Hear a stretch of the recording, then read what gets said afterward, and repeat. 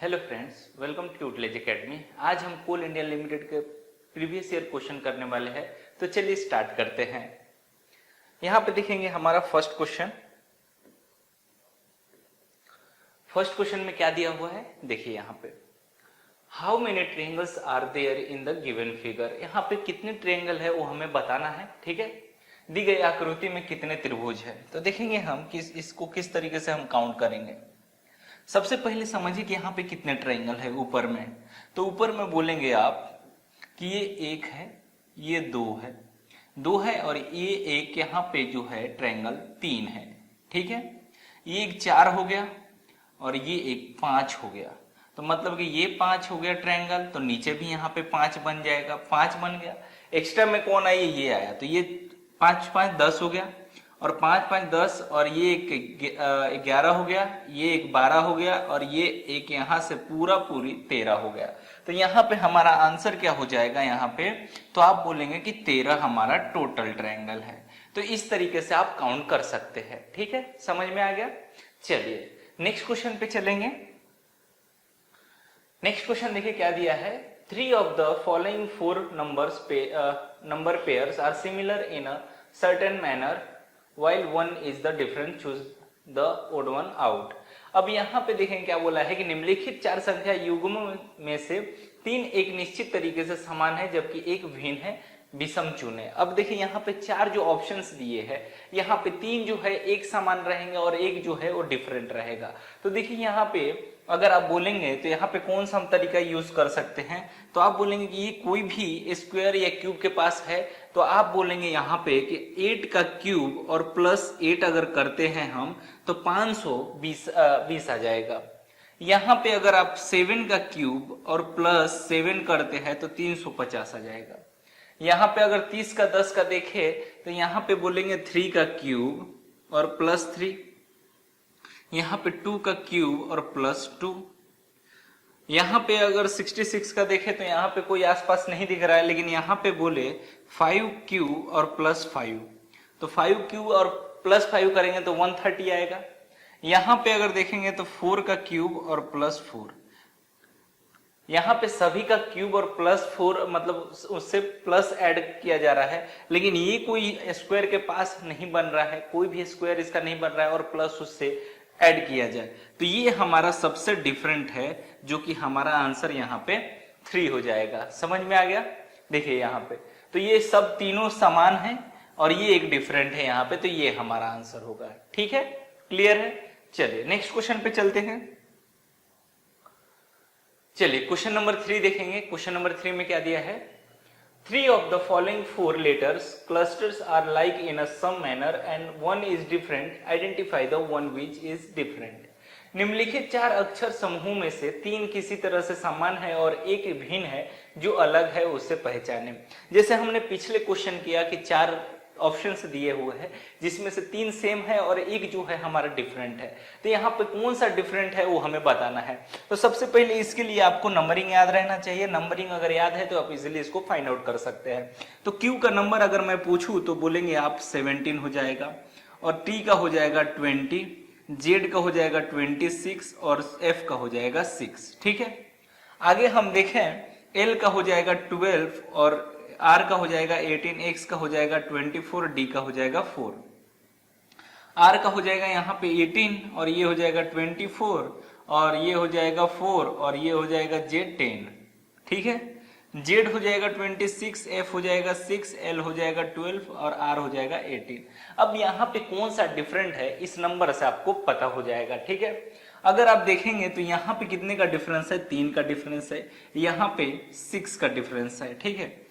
यहाँ पे देखेंगे तो 6 का डिफरेंस है, यहाँ पे भी देखेंगे तो 6 का डिफरेंस है। आप बोलेंगे सर 24 से 4 में 6 का डिफरेंस कैसे आया, तो 26 और प्लस 4 कितना हो गया, 26 मतलब लेके जाइए और डी जो है 4 नंबर पे है, तो 26 जेड आ गया और 20 मतलब और 4 ऐड कर दीजिए तो वहां पे डी आ जाएगा। इस तरीके से हमारा एडिशन हो रहा है, ठीक है। यहाँ पे अगर 18 और 6 बोले तो 24 हो जाएगा, 4 और 6 बोले तो 10 हो जाएगा। यहाँ पे 6 का डिफरेंस है, 26 से 6 और यहाँ से 12 से 18 मतलब कि 6 का डिफरेंस है, ठीक है। तो यहाँ पे आप एक चीज कॉमन देख रहे होंगे कि ये 6 का डिफरेंस है, ये तीनों में 6 का डिफरेंस है, लेकिन जो एक ऑप्शन जो हमारा पहला ऑप्शन है ये यहाँ पे 3 एक आ गया है, इसलिए ये हमारा ऑप्शन जो हो जाएगा डिफरेंट हो जाएगा। क्लियर है?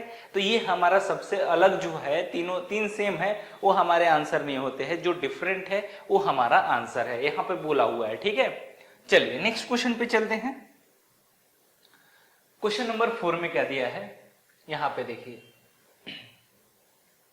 यहां पे दिया है 3 of the following 4 pairs are alike in a same manner and one is the different, identify the one which is different. निम्नलिखित 4 युग्मों में से 3 किसी प्रकार से एक जैसे और एक भिन्न है, उसे पहचाने जो भिन्न है। अब यहाँ पे कौन सा लॉजिक लगा सकते हैं, जो डिफरेंट है। 4 ऑप्शंस दिए हैं कि कौन किसका डिफरेंस है, कितना डिफरेंस में है, वो हमें बताना है। तो आप यहाँ पे दोनों को डिफरेंस अगर देखा जाए, यहाँ पे तीनों का डिफरेंस अगर हम देखें तो यहाँ पे आ जाएगा 108 का डिफरेंस आ जाएगा। 65 और 21 में देखा जाए तो यहाँ पे आ जाएगा 156 का डिफरेंस आ जाएगा। अगर 75 24 में देखा जाए तो 165 आ जाएगा और यहाँ पे आ जाएगा 60 का डिफरेंस आ जाएगा। अगर मैं यहाँ पे बोलूं कि यहाँ पे 4 से मैं अगर डिवाइड कर देता हूं, यहाँ पे 4 से डिवाइड करता हूं तो देखिए यहाँ पे 4 दूना 8, तो यहाँ पे देखेंगे मैं 4 से अगर डिवाइड करता हूं तो 2 7 चौके 28 27 बार में हो जा रहा है, 4 3 12 और यहाँ 4 8 32 4 9 36, मतलब कि 29 बार में। यहाँ पे अगर मैं देखूं तो 4 चौके 16 1, ये यहाँ पे जो है 165 डिवाइड नहीं हो रहा है 4 से, तो ये डिवाइड नहीं हो रहा है। ठीक है, और यहाँ पे 4 एकम 4 और यहाँ पे 4 5 20 15 बार में डिवाइड हो जा रहा है। ठीक है, तो यहाँ पे कौन सा हमारा आंसर होगा, तो आप बोलेंगे सर ये हमारा डिवाइड हो जा रहा है, ये पूरा पूरा डिवाइड हो रहा है, ये पूरा पूरा डिवाइड हो रहा है, ये नहीं हो रहा है। तो यहाँ पे हमारा 3 जो है हमारा आंसर हो जाएगा, क्योंकि यही एक डिफरेंट है यहाँ पे और हमें वही बताना है, जो डिफरेंट है वही हमारा आंसर है। समझ में आ गया? चलिए आगे बढ़ते हैं। अब यहाँ पे देखिए क्या बोला है, select the figure that will replace the question mark in the following figure series। उस आकृति का चयन करें जो निम्नलिखित आकृति श्रृंखला में प्रश्न चिन्ह का स्थान लेगी। अब यहाँ पे बताइए कौन सा आंसर होगा। ठीक है, अब यहाँ पे एक नंबर दे देता हूं मैं, यहाँ पे ये 1 नंबर हो गया, ये 2 नंबर, ये 3 नंबर और 4 नंबर। यहाँ पे कौन सा आंसर है वो बताइए। तो देखिए यहाँ पे क्या करेंगे आप कि इन यहाँ पे ये जो जिस तरीके से सीरीज चल रहा है हमारा, उस तरीके से हमें आंसर बताना है। ठीक है, तो यहाँ पे कौन सा आंसर होगा, तो इसका बहुत इजी तरीका है, समझिए। यहाँ पे सबसे पहले एक फिगर को ले लीजिए और ये किस तरीके से मूव हो रहा है उसको देखिए। अब देखिए यहाँ पे ये ट्रायंगल इस प्रकार से है। ठीक है, मूव हुआ तो ये मूव होगा तो इस तरीके से ट्रायंगल बन जाएगा। ठीक है, यहाँ पे बना, यहाँ पे जाएगा तो ये नीचे आ जाएगा, तो नीचे सब में है, कॉमन है सब में। ठीक है, अब आगे वाला में ये हो गया। चलिए यहाँ पे तो ये ट्रायंगल से हमारा कुछ लॉजिक नहीं लगा। नेक्स्ट वाला अगर समझिए कि छोटा वाला ट्रायंगल जो है, यहाँ पे समझिए कि जो छोटा ट्रायंगल है अगर हम मूव करते हैं एंटी क्लॉकवाइज, तो यहाँ पे एंटी क्लॉकवाइज मूव जा रहा, तो ये नीचे आएगा बड़ा वाला और ये ऊपर जाएगा। ठीक है, लेकिन जब हम इसको फिर से एंटी क्लॉकवाइज मूव कर रहे हैं नीचे की तरफ, तो नीचे की तरफ कर रहे हैं तो ये छोटा वाला ट्रायंगल लेफ्ट साइड में रहेगा और बड़ा वाला जो है स्क्वायर वो राइट साइड में रहेगा। तो छोटा वाला इधर है, इसमें है, इसमें है, देखिए इधर छोटा वाला चले गया है, तो मतलब कि 3 हमारा यहाँ पे गलत हो जाएगा। यहाँ पे छोटा वाला बड़ा वाला गया। ठीक है, ये एक तो गलती मिल गया, अब 3 ऑप्शन बचे हमारे पास। चलिए अब यहाँ पे देखेंगे कि ये जो है ये वाला हमारा यहाँ से यहाँ गया और यहाँ से यहाँ गया, मतलब कि ये भी एंटी क्लॉकवाइज जा रहा है, तो ये यहाँ से यहाँ गया, तो ये वाला यहाँ से यहाँ आएगा डायरेक्ट, यहाँ पे नहीं आएगा।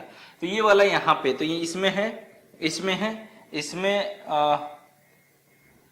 एक सेकेंड, यहाँ पे देखिए, तो यहाँ पे क्या हो जाएगा, यहाँ पे ये चले गया है तो यहाँ पे गलत हो जाएगा।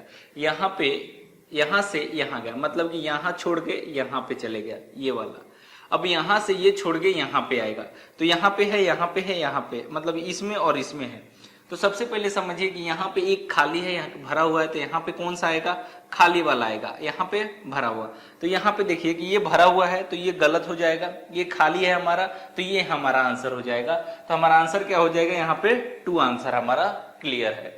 समझ गया कि नहीं समझा? देखिए एक बार और समझिए, हमने ट्रायंगल जो है यहाँ पे क्या हुआ कि ट्रायंगल जो है एंटी क्लॉकवाइज मूव हो रहा है। तो हमारा ट्रायंगल जो मूव हुआ एंटी क्लॉकवाइज, तो यहाँ पे देखिए ट्रायंगल एंटी क्लॉकवाइज मूव हुआ, फिर एंटी क्लॉकवाइज ही मूव हो रहा है, तो यहाँ पे नीचे आ जाएगा।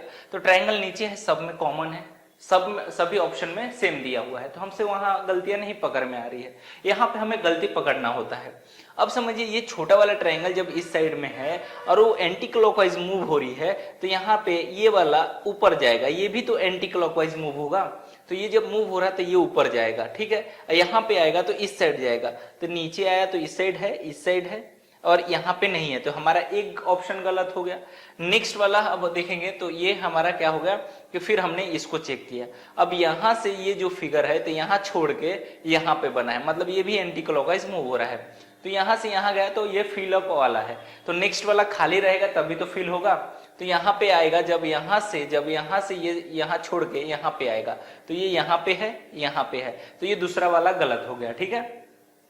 अब यहाँ पे एक खाली है, एक फिल किया हुआ है, एक खाली रहेगा, एक फिल किया, तो यहाँ पे एक ही ऑप्शन जो है खाली है, तो ये हमारा यहाँ पे एक ऑप्शन जो है दूसरा वाला खाली है, इसलिए यही हमारा सेकंड ऑप्शन जो है करेक्ट होगा।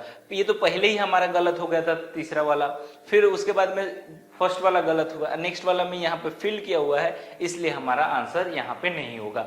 यहाँ पे जो बॉक्स आएगा यहाँ पे वो खाली वाला आएगा, तो यहाँ पे खाली वाला इस ऑप्शन में दिख रहा है, ठीक है। तो ये हमारा आंसर हो जाएगा यहाँ पे 2। चलिए नेक्स्ट वाला देखिए, यहाँ पे नेक्स्ट में क्या दिया है, 3 of the following 4 option figure are similar in a certain manner while one is different, choose the odd one out। निम्नलिखित 4 विकल्प आकृतियों में से 3 एक निश्चित तरीके से समान है जबकि एक भिन्न विषम चुने। अब यहाँ पे देखिए, यहाँ पे क्या है कि 1 2 3 और 4। अब यहाँ पे कौन सा डिफरेंट है ये हमें बताना है, तो आप यहाँ पे कौन सा लॉजिक ले सकते हैं। तो देखिए पहला ट्रायंगल है वो कितने लाइन का है, 3 लाइन का है। दूसरा वाला लाइन कितने हैं, 4 लाइन है। तीसरा वाला फिगर कितना है, 4, मतलब हम किसको काउंट कर रहे हैं, ये 1 2 3, तो ये 3 है, 1 2 3 4, तो 4 है, फिर ये भी 4 है तो 4 है। सेकंड में क्या दिया है कि 1 2 3 4 5 है, 5 के बाद में कितना है, 6 है, 6 के बाद में 4 है। नेक्स्ट वाले में कितना है, 4 है, फिर यहाँ पे 4 है, फिर यहाँ पे 4 है। अब यहाँ पे क्या है, 4 है, फिर 5 है, फिर 4 है। अब इसमें से डिफरेंट कौन सा है जो हमारा आंसर हो सकता है, तो आप बताइए। तो आप बोलेंगे सर यहाँ पे देखेंगे तो सब डिफरेंट नंबर है, मतलब कि यहाँ पे कोई एक कॉमन नंबर नहीं है। यहाँ पे एक ही जो ऑप्शन जो है हमारा जो कि कॉमन नंबर है और बाकी सब में एक एक ना एक नंबर मिक्स हुआ है। तो यहाँ पे देखिए 2 नंबर कॉमन है, एक मिक्स है। यहाँ पे सब के सब डिफरेंट है, यहाँ पे 2 नंबर एक मिक्स है। तो ये हमारे तीनों जो है अलग कैटेगरी में आ गए, और एक जो है तीनों के तीनों कॉमन है, मतलब 4 लाइन का है, तो ये हमारा सबसे डिफरेंट है, यही हमारा आंसर हो जाएगा। तो ये हमारा 3 नंबर का जो है करेक्ट आंसर है। क्लियर है, समझ गया, आसान है कि नहीं है। चलिए आगे बढ़ते हैं। क्या बोला है, in a certain code language P plus Q means P is the wife of Q, P minus Q means P is the father of Q, P into Q means P is the daughter of Q, and P divided by Q means P is the son of Q. Based on the above, how is W related to V? If R divided, देखिए यहाँ पे अब इसको solve कैसे करना है, देखिए बताता हूं मैं। सबसे पहले यहाँ पे ले लेते हैं, यहाँ पे लाइन से है, यहाँ पे समझ में आएगा। यहाँ पे क्या बोला है कि जो P plus Q का मतलब हो गया कि P Q की पत्नी है। तो यहाँ पे देखिए कि T और प्लस Q है, तो मतलब T Q की पत्नी, T U की पत्नी है, तो ये पत्नी है मतलब माइनस लगा लीजिए, ये पति हो जाएगा, प्लस मतलब कि यहाँ पे हस्बैंड वाइफ का काम है, ठीक है, ये वाइफ है, तो ये इधर से हम एरो बना लेते हैं।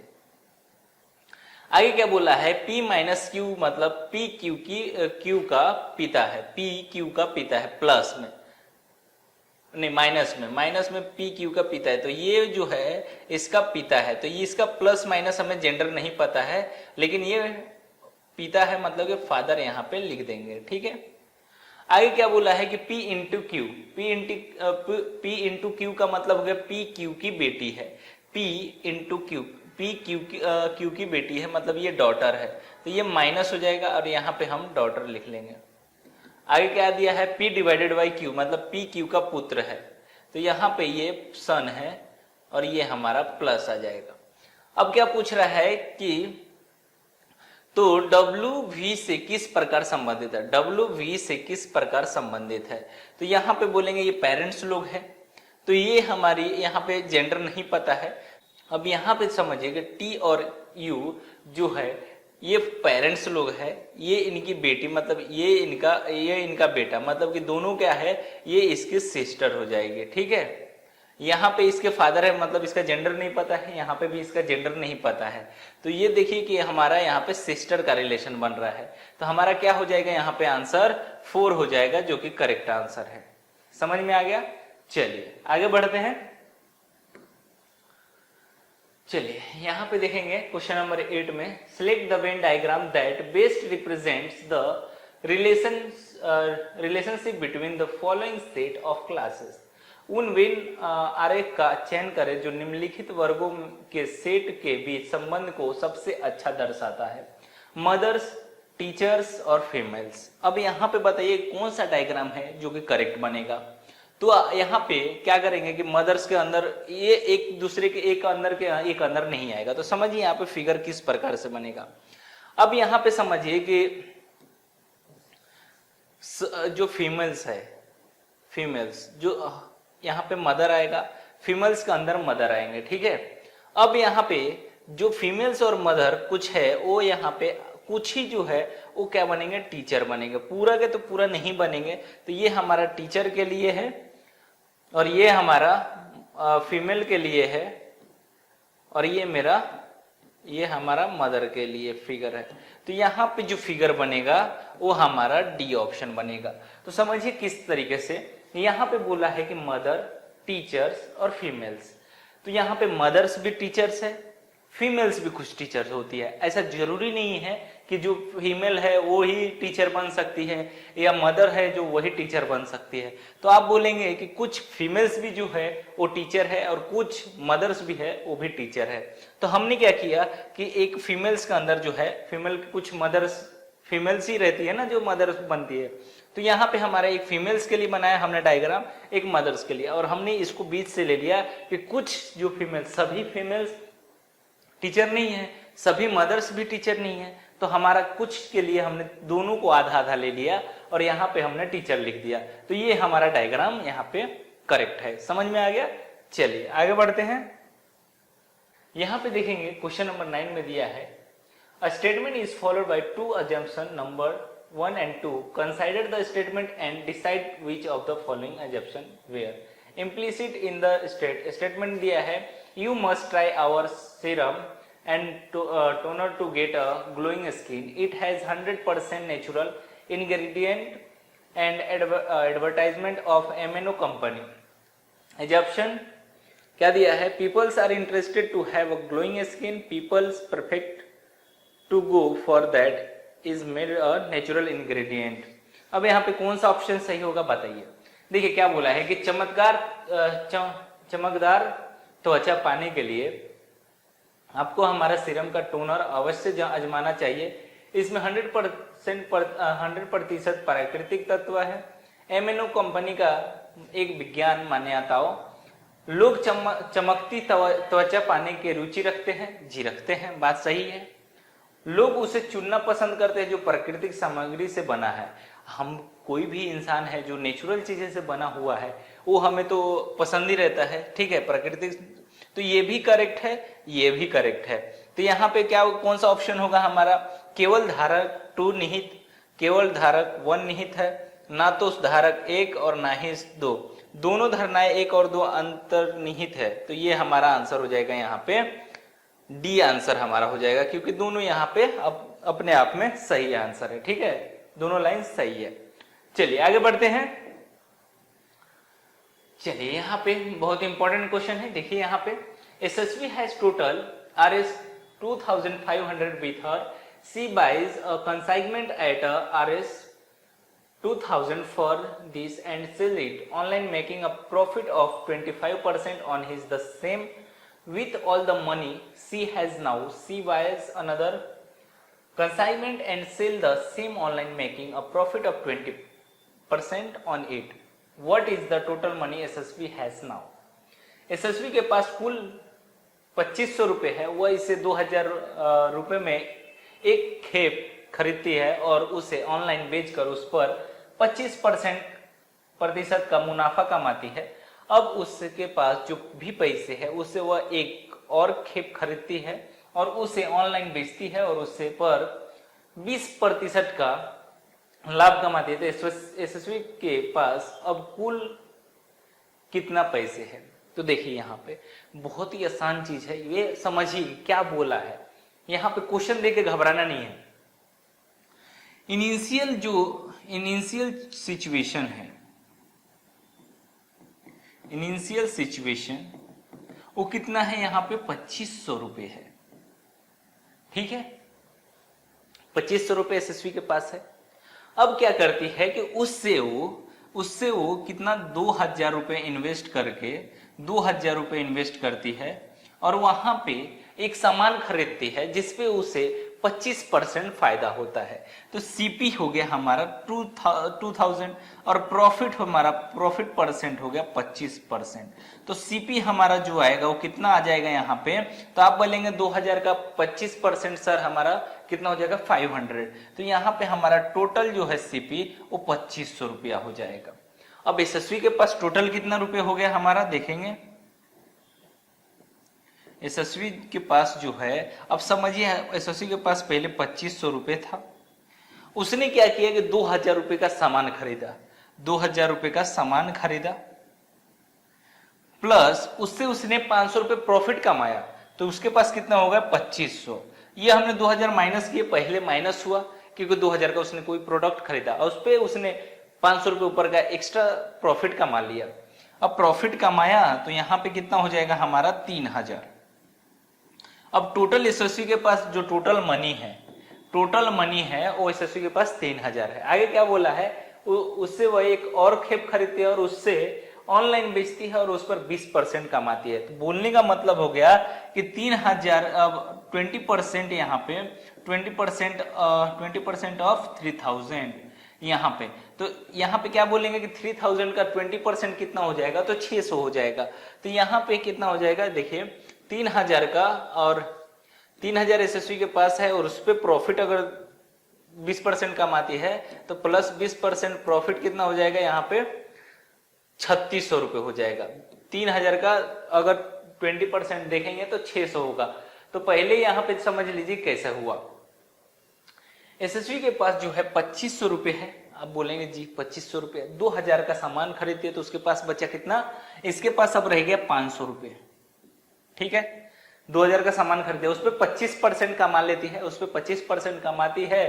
तो ये पैसे से उसने कितना बनाए? ये 25% को 2000 पर 25% कमाई, मतलब कि 2500 रुपये कमा ली, ठीक है। 25% कमाई, इस पे 2000 रुपये कमा ली, तो इसके पास टोटल मनी कितना हो गया? तो ये 2500 और ये 500 कितना हो गया? 3000 हो गया। अब बोलता है उस पे कि उस 3000 जो रुपए है उसके पास, अब उस पे उसने कोई एक प्रोडक्ट खरीदा और फिर से उसने 20% उस पे कमा लिया। तो जो 3000 का अगर 20% आप निकालेंगे, शॉर्टकट ये देखिए, ये दिमाग से सॉल्व करने का हो गया। ये 2500 रुपये और ये 500, 3000 हो गए। उस पे अगर 20%, 3000 में अगर यहाँ पे मैं बोलूं कि 20% इस पे प्रॉफिट कमा लेती है तो प्रॉफिट कितना हो जाएगा? यहाँ पे अगर 3000 का देखा जाए यहाँ पे 20%, तो 20% अगर कमाती है तो 3000 और प्लस यहाँ पे 3000 का कितना हो जाएगा? 600। तो यहाँ पे हमारा 3600 रुपये जो है SSV के पास टोटल मनी हो जाते हैं। तो SSV के पास अब कुल कितना पैसे है? तो 3600 रुपये है। समझ में आ गया? पहले कितना था? 2500 रुपये था, अभी कितना है? 3600 रुपये है। समझ में आ गया? चलिए आगे बढ़ते हैं। यहाँ पे क्वेश्चन नंबर 11 देखेंगे। क्वेश्चन नंबर 11 में दिया है, a group of letters is given which are number 1 to 9 for option depicts combination of these. Select the combination of numbers so that later arrange accordingly from form a meaningful words. देखिए ये जो चीजें दिया हुआ है, क्या बोला है, अक्षरों का एक समूह दिया गया है जिसमें से 1 to 9 तक के क्रमांकित किया गया है। 4 विकल्प संयोजक दर्शाते हैं, इनमें से संख्याओं के उस संयोजन का चयन करें ताकि तदनुसार व्यवस्थित अक्षर एक सार्थक शब्द बना सके। तो हम क्या करेंगे कि यहाँ पे जो नंबर दिया हुआ है, ये जो 8 नंबर दिया हुआ 9 नंबर है, इसमें से जो नंबर दिया है वहां भरेंगे। तो 7 पे क्या दिया है, हमारा डी दिया हुआ है और इसे फुल मीनिंग बनाना है। और 3 पे क्या दिया है, ए दिया है। 5 पे क्या दिया है, यू दिया है। 2 पे क्या दिया है, जी दिया है। 4 पे क्या दिया है, एच दिया है। 1 पे क्या दिया है, टी दिया है। 9 पे क्या दिया है, ई दिया है। 8 पे क्या दिया है, आर दिया है। 6 पे क्या दिया है, एस दिया है। तो यहाँ पे हमारा देखेंगे तो इससे मीनिंग बन रहा है डॉटर्स, मतलब कि यही पहला हमारा जो है मीनिंगफुल जो चीजें बन जाए तो ये हमारा आंसर होगा। बाकी कहीं भी नंबर डाल के देखेंगे तो वहां पे हमारा आंसर नहीं बनेगा। देखिए यहाँ पे डाल के देखते हैं 3, ए बन गई ये। 5 में डाल के देखते हैं, 5 में क्या है, यू है। और 9 में क्या है, यहाँ पे ई है। 2 में क्या है, जी है। 6 में क्या है, यहाँ पे एस है। 4 में क्या है, यहाँ पे एच है। 7 में क्या है, डी है। 1 में क्या है, टी है। और 8 में क्या है, आर है। इससे कोई मीनिंग बन रहा है, नहीं बन रहा है, तो ये हमारा आंसर ऐसे कोई नहीं बनेगा। यहाँ पे अगर नंबर आप एक एक चीजें जो दिया हुआ है 9 नंबर में, ये चीजें लेटर्स को वहां पे जो जो नंबर दिया है ऑप्शन में उसको उठा के डाल देंगे तो वहां पे आपको समझ जाएगा जो मीनिंगफुल होगा वो आपका ऑप्शन सही हो जाएगा। क्लियर है? चलिए नेक्स्ट क्वेश्चन पे चलते हैं। Question number 12। क्वेश्चन नंबर 12 में देखिए, A P R X S and Z are sitting in a row. S and Z are in the center, A and P are at the end. R is the sitting to the left of A, who is the right of P. क्या बोला है, A, P, R, X, S और Z एक पंक्ति में बैठे हैं। S और Z केंद्र में है, A और P छोर पर है। R A के बाईं ओर बैठा है और P के दाईं ओर बैठा है। अब समझिए 6 लोगों की एक पंक्ति है, तो यहाँ पे हमने 6 लोगों के लिए पंक्ति खड़ा कर दिया। तो ये कितना हो गया, 1 2 3 4 5 और 6। क्या बोला है यहाँ पे, एक एक लाइने से समझिए। यहाँ पे 6 लोग हैं, ठीक है। एस और जेड केंद्र में है, मतलब कि एस और जेड जो है केंद्र में है। तो एस यहाँ पे है और जेड यहाँ पे है। जरूरी नहीं है कि एस लेफ्ट में हो या राइट में हो, तो हम इसको भी लेके चलेंगे। जेड इधर भी हो सकता है, एस इधर भी हो सकता है, इसको हम मार्क कर लेंगे, ठीक है। जरूरी नहीं है, किधर बोला नहीं है कि एस किधर बैठा है, बस केंद्र में बैठे हैं, पर कौन किधर बैठा है वो हमें बताया नहीं है, एक्सप्लेन नहीं किया हुआ है। तो चीजें को हम इस तरीके से मान के भी चलेंगे, बैकअप लेके चलेंगे, ठीक है। अब क्या बोला है, ई और पी छोर पे है। अब ए किधर है, पी किधर है, ये भी तो नहीं क्लियर किया है। तो ए इधर है और पी इधर है, लेकिन पी इधर भी हो सकता है और ए इधर भी हो सकता है। तो हम इसको मार्क करके एक बैकअप लेके चल रहे हैं, ठीक है। अब क्या बोला है, आर के बाईं ओर बैठा है, आर के लेफ्ट साइड में बैठा है, मतलब ए के लेफ्ट साइड में आर बैठा है, तो यहां पे आ जाएगा। तो यहां पे बोला है कि पी के दाईं ओर कौन बैठा है। अब बचा कौन, पी आ गया, जेड आ गया, एक्स एस आ गया, आर आ गया, पी आ गया, एक्स नहीं आया है, ठीक है। तो एक्स यहां पे आ जाएगा, जो कि इसके राइट, पी के राइट में कौन, दाईं ओर कौन बैठा है, तो एक्स बैठा है। तो एक्स हमारा क्या हो जाएगा, यहाँ पे आंसर हो जाएगा। समझ में आया कि नहीं आया? कितना आसान है, टाइम लगा थोड़ा सा भी। इस तरीके से आप कर सकते हैं। बैकअप लेना जरूरी है इसको ऐसे क्वेश्चनों में, नहीं तो क्या होता है कि हम एक एक चीजें मान ले डायरेक्ट और आगे चल के क्वेश्चन घुमा दिया। देखिए यहाँ नीचे वाला करेक्ट हुआ हमारा, ये ऊपर वाला अगर लिए रहते सिर्फ एक ही, तो यहाँ पे कंफ्यूजन आ जाएगी कि नहीं आ जाएगी। तो ये हमें बैकअप इस क्वेश्चन में, ऐसे क्वेश्चनों में बैकअप लेके चलना पड़ता है, मान के चलना पड़ता है, ठीक है। चलिए यहाँ पे नेक्स्ट क्वेश्चन पे चलते हैं। नेक्स्ट क्वेश्चन क्या दिया है, A grandmother was 7 times as old as her grandson 20 years back. Now she is the thrice as old as her grandson. What are the present age of grandson and grandmother? 20 वर्ष पहले एक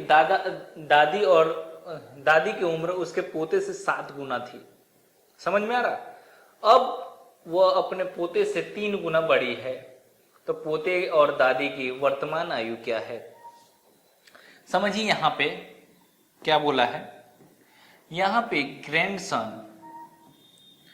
grandson present as हम देख लेते हैं, ठीक है, present as check कर लेते हैं। तो ग्रैंडसन ये हो गया, और ग्रैंड मदर का एज कितना दिया है? देखिए अब ग्रैंडसन का जो एज है, अभी प्रेजेंट में क्या बोला है कि जो ग्रैंडसन से थ्राइस ज्यादा है, मतलब 3 गुना है, तो इसको हम x मान लेते हैं, इसको हम 3x मान लेते हैं। समझ में आ गया? मतलब 3 गुना ग्रैंड मदर का ज्यादा है ग्रैंडसन से। अब क्या है कि अगर हम 20 ईयर एगो देखें, 20 ईयर्स एगो, तो यहां पे हम मान सकते हैं कि 3x माइनस 20, और यहां पे देखिए क्या दिया है कि वो 20 साल पहले, मतलब 3x में से माइनस कर रहे 20 ईयर पहले, ठीक है, माइनस करेंगे। तो अब क्या बोला है, 7 गुना पहले ज्यादा दे, तो 7 इंटू एक्स माइनस 20, इसमें भी करना पड़ेगा, ठीक है। जब पोते का उम्र x है और दादी का उम्र 3x है, तो यहाँ पे हमें इसको मान के लेके चलना पड़ेगा। तो अब देखिए यहाँ पे 3x minus 20 is equal to कितना हो जाएगा, 7x माइनस 7 दूना 14, मतलब 140। यहाँ पे इसको माइनस करेंगे तो यहाँ पे हो जाएगा 4x, इसको माइनस करेंगे तो 120 हो जाएगा, और x का 4 3 12, मतलब कि x का वैल्यू जो है 3 है। तो x का, जब पोते का उम्र 30 है, तो यहाँ पे 3x दिया है, मतलब कि 3 इंटू 30, x का मल्टीप्लाई तो 90, मतलब पोते का उम्र है 30 और दादी का उम्र है 90। तो ये हमारा आंसर क्या हो जाएगा, यहाँ पे हमारा आंसर हो जाएगा, यहाँ पे 4 हो जाएगा। क्लियर है? समझ में आ गया? आसान है कि नहीं है? तो इस तरीके से आप सॉल्व कर सकते हैं। चलिए नेक्स्ट क्वेश्चन पे चलते हैं। चलिए यहां पे देखेंगे, 2 position of dice are show, what number must on the opposite face of 4। एक डाइस की 2 स्थितियां दिखाई गई, 4 के विपरीत फलक पर कौन सी संख्या होनी चाहिए? देखिए यहां पे क्या दिया है, 1 2 5 1 4 5, मतलब कि यहाँ पे देखिए, मैंने एक चीज बताता हूं आपको, यहाँ पे समझिए। अगर यहाँ पे समझ लीजिए कि एक एग्जाम्पल के लिए यहाँ पे 2 टाइप्स के होते हैं, यहाँ पे कौन कौन सा एक एक कॉमन रहेगा। अगर समझिए यहाँ पे डाइस, मैं एक एक्स्ट्रा चीज भी बता देता हूं आप लोगों को।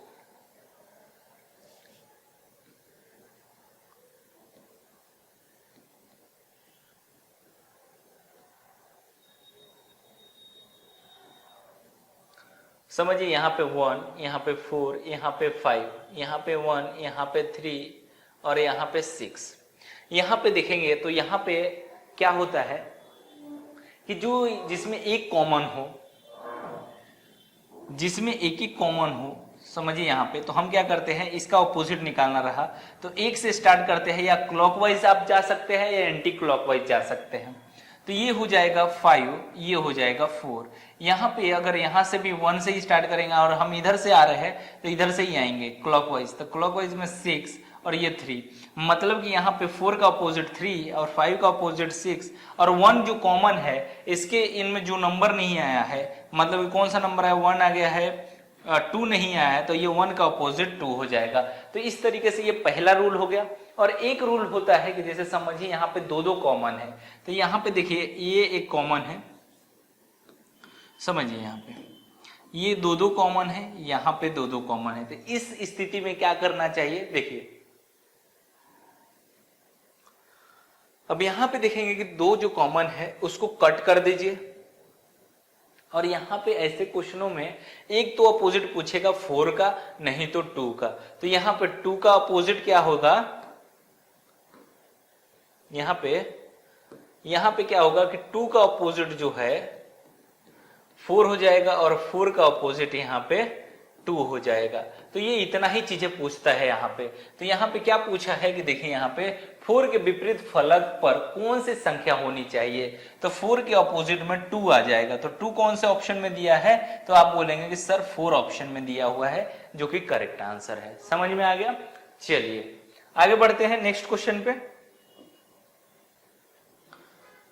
चलिए यहाँ पे देखेंगे क्वेश्चन नंबर 15 में दिया है select the option that is related to the third word in the same way as the second word is related to the first word. उस विकल्प का चयन करें जो तीसरे शब्द से उसी प्रकार संबंधित है जो दूसरे शब्द से पहले शब्द से संबंधित है। तो आपको सबसे पहले ऐसे क्वेश्चनों में आपको नंबरिंग याद रखना बहुत ही ज्यादा जरूरी है। आपको अगर नंबरिंग याद है तो ऐसे क्वेश्चनों को आप चुटकियों में सॉल्व कर सकते हैं। डी देखेंगे तो डी का नंबर जो होता है 4 होता है, जेड हो गया 26, जी हो गया 7, सी हो गया 3, एस हो गया 19, जी हो गया 7। तो आप बोलेंगे कि सर ये कितना बढ़ा है, इससे कितना बढ़ा है ये नंबर, तो आप बोलेंगे 4 से 3 मतलब कि +3 हुआ है, जेड से 3 बढ़ा है तो यहाँ पे भी 3 प्लस हुआ है। तो हम क्या करेंगे एस से +3 करेंगे, 19 और +3 कितना हो जाएगा 22 पे नंबर आता है हमारा V।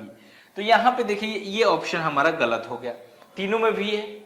आगे का देखते हैं तो यहाँ पे भी 3 नंबर बढ़ा है तो G से 7 और 3 10 हो जाएगा जो कि J आएगा यहाँ पे। ठीक है, तो J कौन सा ऑप्शन में दिख रहा है, तो देखिए यहाँ पे 1 दिया है तो ये भी गलत है, यहाँ पे 1 दिया है ये भी गलत है, यहाँ पे V और J यहाँ पे दिया है तो हमारा 4 ऑप्शन जो कि करेक्ट आ जाएगा। समझ में आ गया, तो ये सेकेंडों में सॉल्व करने वाला ये आंसर है। क्लियर है, समझ गया। चलिए आगे बढ़ते हैं। यहां पे देखिए ये तो बहुत बड़ा क्वेश्चन है, देखिए यहां पे there are 5 boxes in a store room marked A, B, C, D and E. Each boxes has file from the different department, customer data, finance, employee data, operation and campaigns, but not necessary in the same order. There is only one department file in each of the box with the files is first from the bottom। देखिए यहाँ पे क्या बोला है, box with the finance files is the first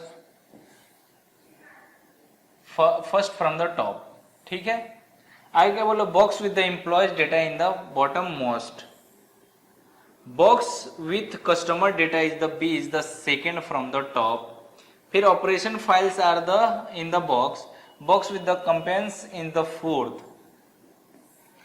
but not A, the first from the top is E. अब समझिए यहाँ पे ई जो है सबसे टॉप में है, टॉप। आगे क्या बोला है यहाँ पे, B is the second from the top, B is the second from the top, तो B यहां पे ले सकते हैं सेकेंड टॉप।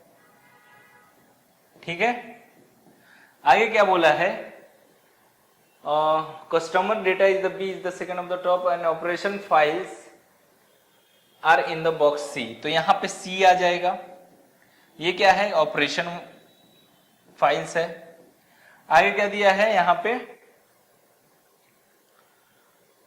पे आगे बॉक्स विद कैंपेन्स फोर्थ, मतलब कि ई यहाँ पे आ जाएगा और ये है कैंपेन्स के लिए, और लास्ट में कौन बच गया, यहाँ पे डी बच गया, तो डी यहाँ पे नीचे आ जाएगा।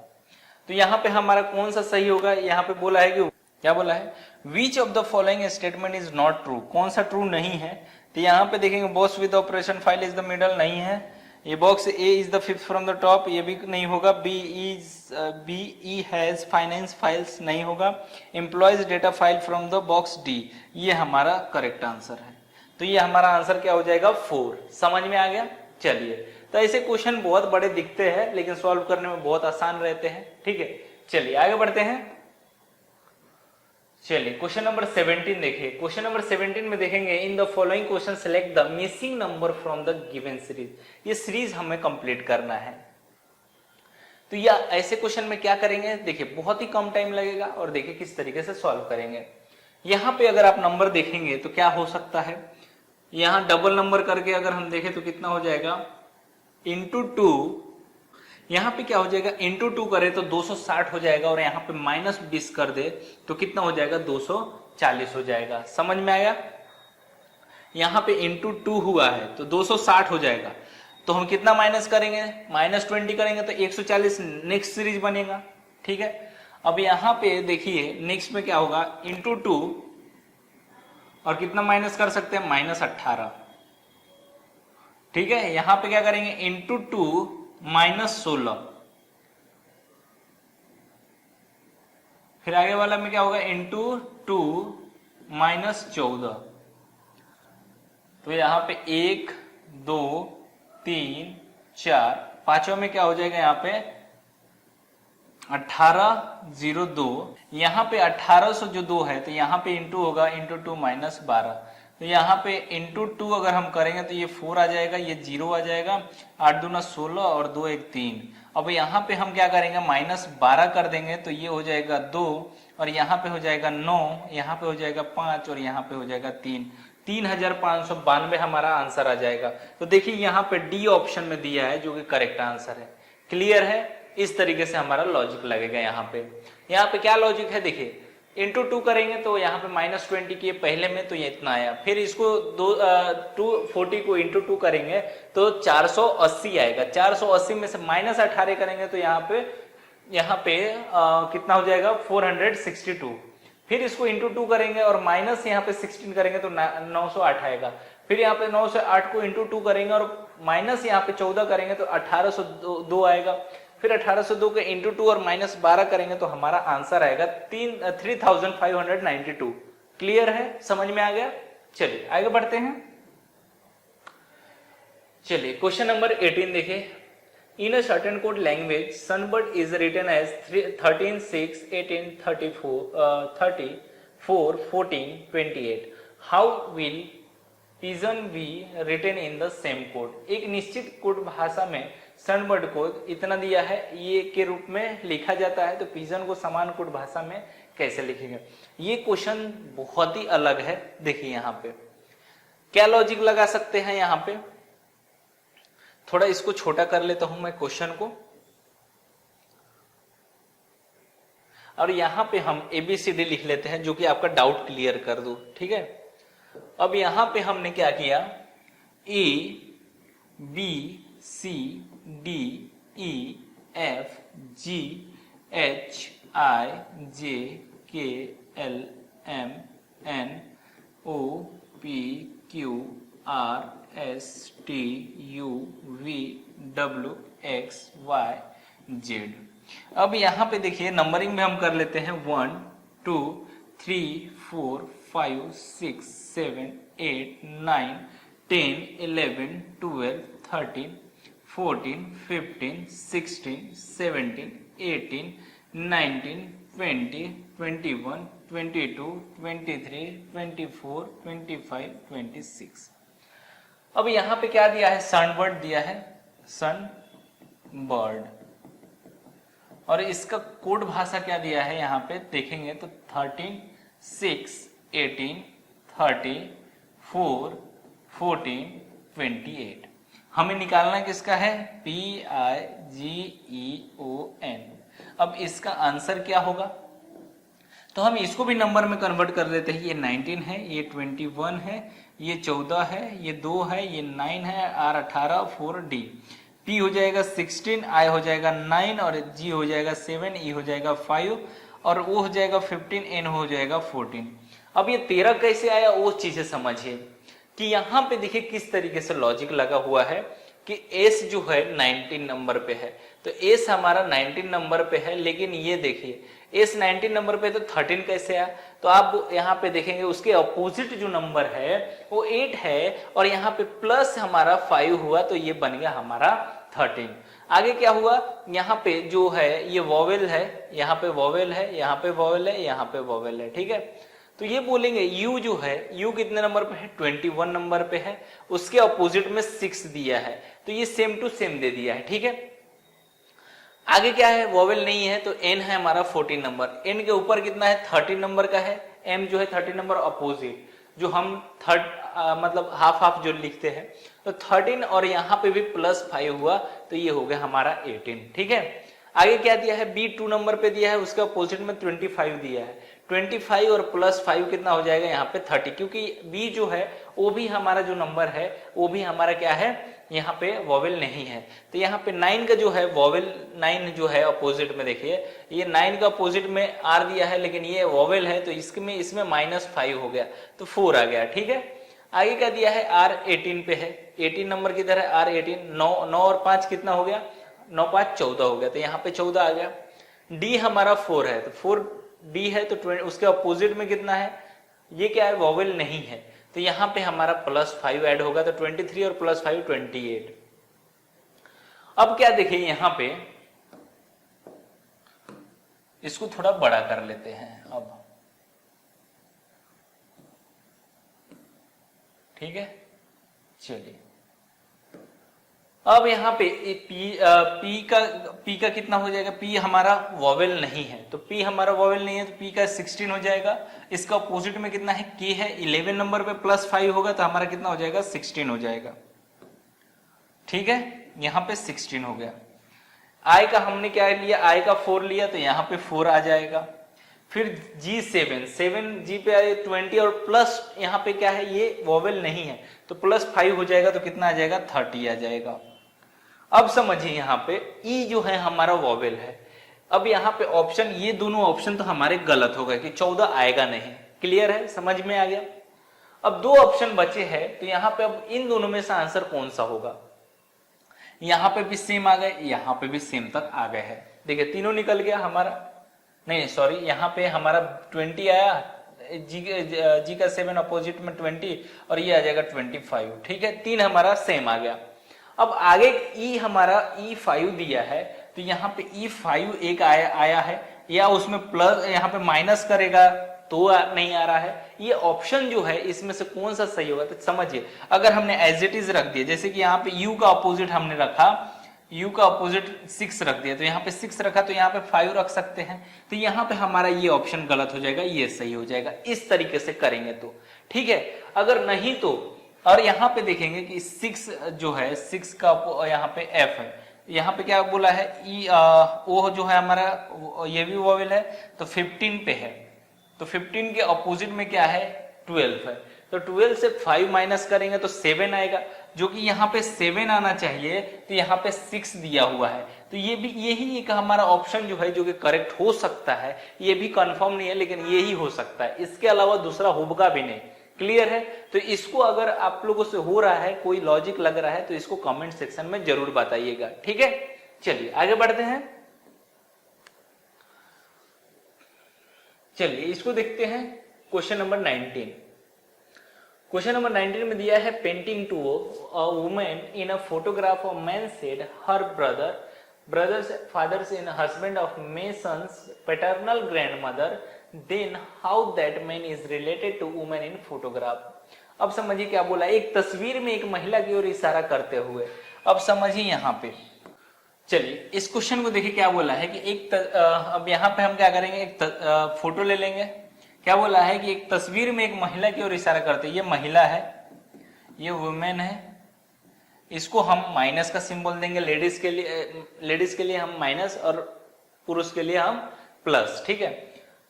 क्या बोलता है, ये इशारा करने वाला है, क्या बोलता है कि इशारा करते हुए आदमी ने कहा, ये आदमी है, ठीक है, ये मैन है, तो ये प्लस है, ठीक है।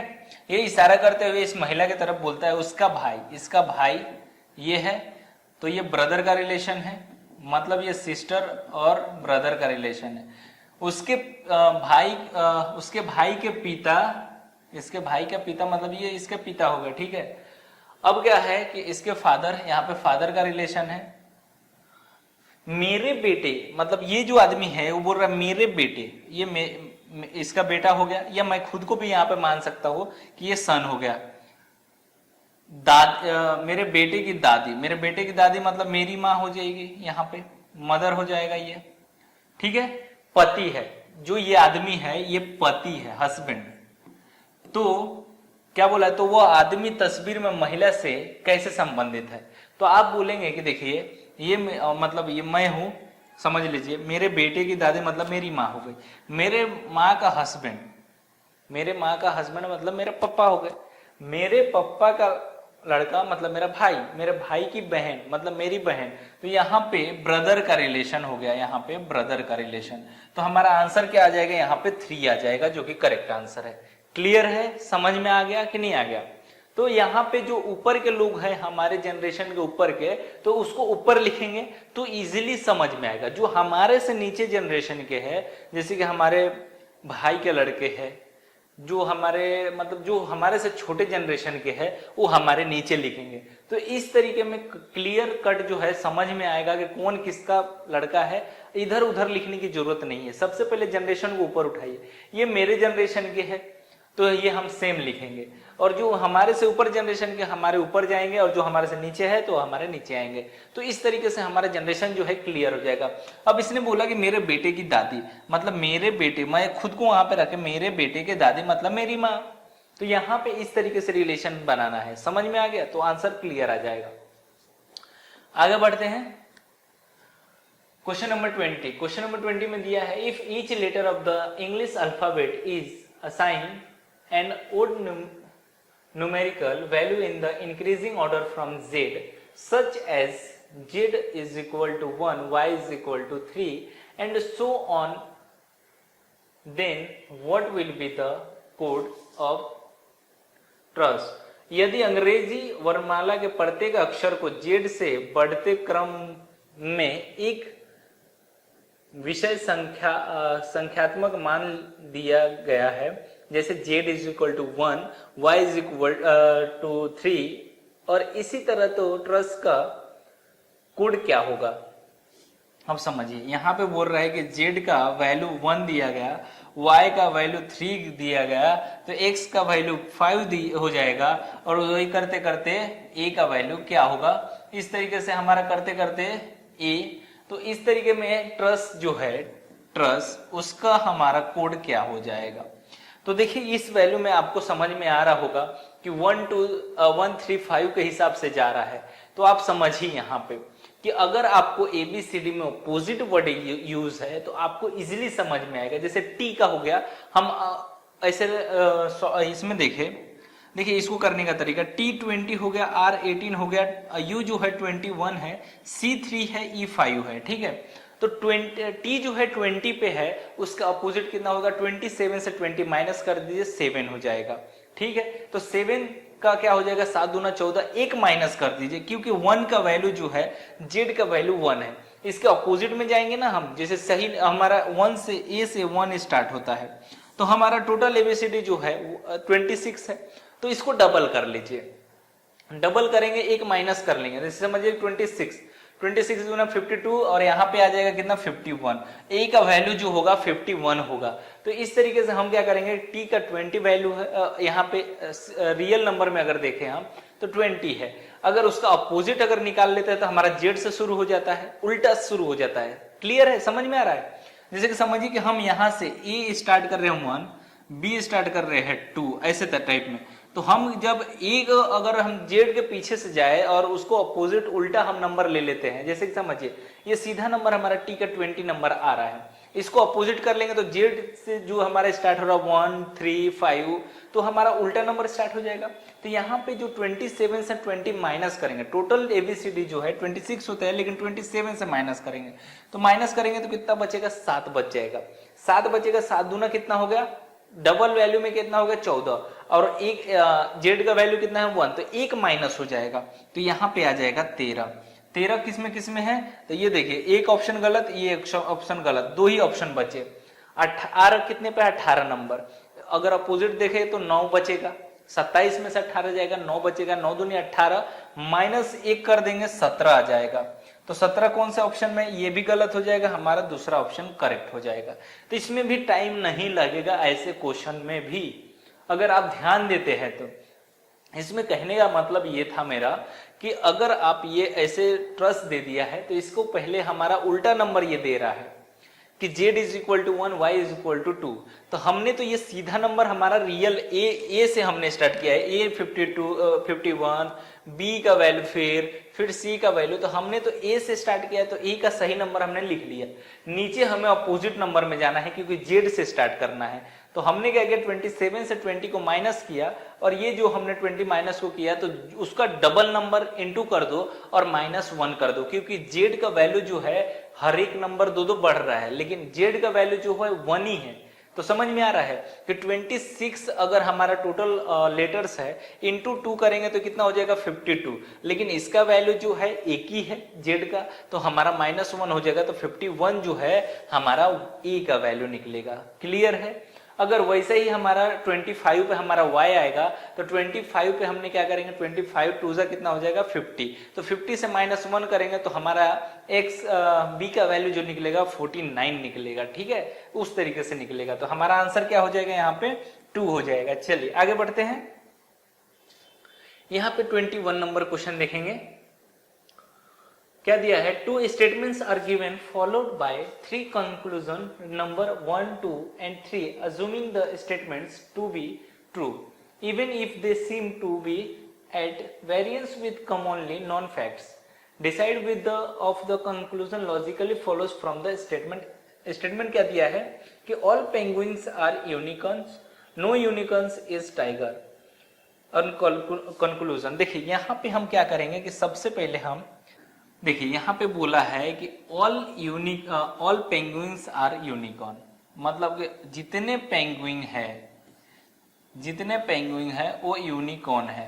तो ये हमारा क्या हो जाएगा, ऑल पेंगुइन, ये ऑल पी डाल देता हूँ, ऑल पेंगुइन जो है ये यूनिकॉर्न, मतलब यूनिकॉर्न के अंदर आएंगे। ठीक है, no unicorn is tiger, no unicorn is tiger मतलब कि ये जो फिगर है टाइगर के लिए अलग बनेगा, क्योंकि ये अंदर आ रहा पेंगुइन जो है वो यूनिकॉर्न के अंदर आ रहा है, तो टाइगर इसमें रिलेशन इसका कुछ नहीं बनेगा। ठीक है, तो इसका रिलेशन नहीं बनेगा मतलब कि ये हमारा टाइगर जो है वो अलग रहेगा। क्लियर है, समझ में आ रहा है। अब देखिए यहाँ पे क्या बोला है कि 2 स्टेटमेंट जो दिया है कि no penguins is tiger, no penguins are tiger, तो ये भी हमारा करेक्ट है। आगे वाला क्या बोला है, some unicorns are penguin, some unicorns are penguin, तो ये भी सही है। आगे क्या बोला, no unicorns is penguin, no unicorns are penguin मतलब कि ये हमारा गलत है। तो यहाँ पे कौन सा हमारा 4 ऑप्शन दिया हुआ है, तो इसमें से कौन सा करेक्ट होगा यहाँ पे देखेंगे तो आइदर कंक्लूजन 1 और 2 फॉलो, 2 और 3 फॉलोअर्स नहीं, ओनली कंक्लूजन 2 फॉलोअर्स नहीं, 2 सही है। ओनली कंक्लूजन 1 एंड आइदर 2 और आइदर 3, ये भी हमारा गलत है, ये भी गलत है, ये भी गलत है। आगे क्या बोला है, ओनली कंक्लूजन 1, 2 फॉलोज, देखिए ये दोनों ऑप्शन हमारे कंक्लूजन जो है करेक्ट है, तो ये हमारा 4 ऑप्शन करेक्ट हो जाएगा। क्लियर है, समझ में आ रहा है। चलिए नेक्स्ट क्वेश्चन पे चलते हैं। चलिए यहाँ पे देखेंगे क्या बोला है, a series is given with 1 term missing, select the correct alternatives from the given ones that will complete the series. एक श्रृंखला की दी गई है जिसमें एक पद लुप्त है, दिए गए विकल्पों में से वह सही विकल्प चुने जो श्रृंखला को पूरा करे। तो देखिए यहाँ पे जो हम नंबरिंग डाल देंगे, समझिए यहाँ पे लिख लेते हैं जगह ज्यादा होने के लिए PMO USB फिर ZYC और फिर EEZ और फिर क्वेश्चन मार्क है। तो यहाँ पे हम नंबरिंग कर लेंगे, P का जो नंबर है वो 16 हो जाएगा, M 13 हो जाएगा, O 15 हो जाएगा, U 21 हो जाएगा, S 19 और V जो है 22, Z 26, Y हो जाएगा 25, C हो जाएगा 3, E हो जाएगा 5, E हो जाएगा 5, J हो जाएगा 10। अब यहाँ पे डिफरेंस देखेंगे, यहाँ पे देखिए -3 हुआ है और यहाँ पे +2 हुआ। अब यहाँ पे क्या होगा, -3 नहीं -2 हुआ, यहाँ पे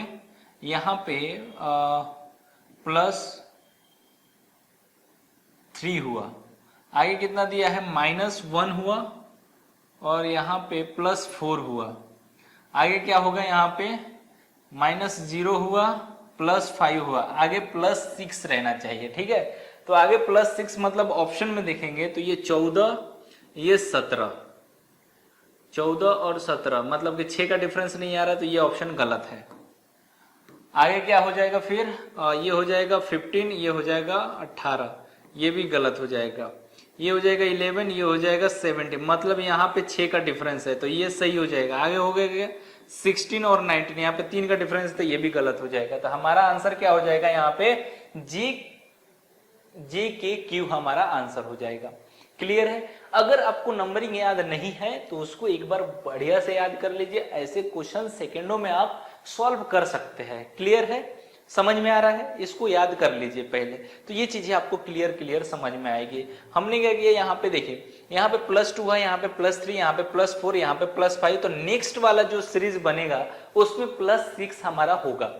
तो हमने क्या किया कि यहाँ पे नंबरिंग किए, दो नंबर लास्ट वाले में और +6 किए, जो कि हमने +6 किए, तो इसी यही एक नंबर जो है ऑप्शन 3 में जो कि +6 हो रहा है। ठीक है, क्लियर है। चलिए क्वेश्चन नंबर 23 देखेंगे। 23 में क्या दिया है कि the word in the word pair given below are the related to the each other in the same way, select the word pair from amongst the option which is the similar to the given word pair। ठीक है, यहाँ पे are आएगा।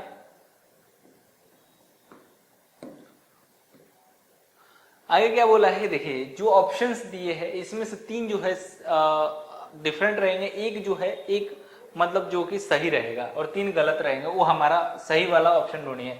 तो देखिए यहाँ पे अगर आप बोलेंगे तो बेरूट का जो कैपिटल होता है, देखिए यहाँ पे बेरूट का जो कैपिटल होता है लेबानन होता है, जकार्ता का कैपिटल होता है जो इंडोनेशिया होता है,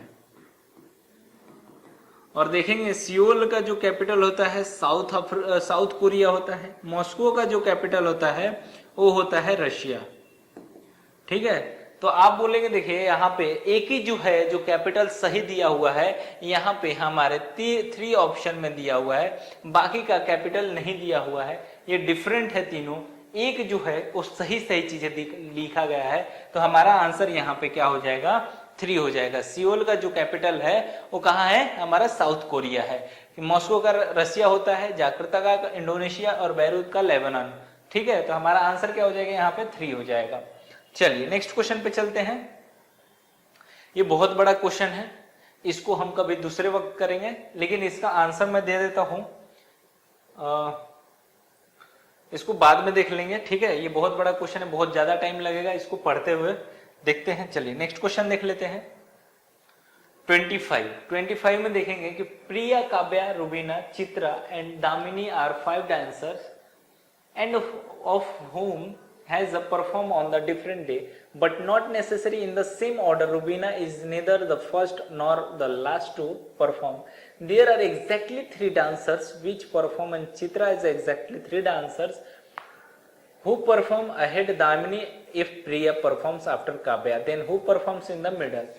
Priya, Kavya, Rubina, Chitra, Damini 5 नर्तक्य है, जिसमें से प्रत्येक को अलग अलग दिन प्रदर्शन करना है, लेकिन जरूरी नहीं है कि उसी क्रम से रुबीना परफॉर्म करने वाली ना तो पहली और ना ही आखिरी। रुबीना जो है समझिए 5 लड़कियां हैं, तो रुबीना यहाँ पे भी आ सकती है, रुबीना यहाँ पे भी आ सकती है, रुबीना यहाँ पे भी, लेकिन फर्स्ट और लास्ट में नहीं आएगी। ठीक 3 नर्तक्य जिन्होंने चित्रा के बाद प्रदर्शित किया और ठीक 3 नर्तकी जिन्होंने दामिनी के बाद प्रदर्शित, तो यहाँ पे हमारा चित्रा आ जाएगी और यहाँ पे दामिनी आ जाएगी। ठीक है, जिस हिसाब से बोला है उसी हिसाब से लिख दो। तो नर्तकी जिन्होंने दामिनी से पहले प्रदर्शन किया है, आगे क्या बोला, अगर प्रिया काव्या के बाद परफॉर्म करती है, प्रिया जो है काव्या के बाद, तो काव्या यहाँ पे फर्स्ट में ले लेंगे और उसके बाद में प्रिया को ले लेंगे, तो मिडल में कौन आ गई, रुबीना। तो यहाँ पे क्या परफॉर्म करती है, तो बीच में कौन परफॉर्म करता है, तो बीच में रुबीना आ जाती है, तो रुबीना हमारा यहाँ पे आंसर हो जाएगा। ठीक है, तो हमारा 3 यहाँ पे आंसर होगा। समझ में आ गया? तो उम्मीद है आप लोगों को बहुत अच्छे से समझ में आया होगा। मिलेंगे नेक्स्ट वीडियो में। Thank you.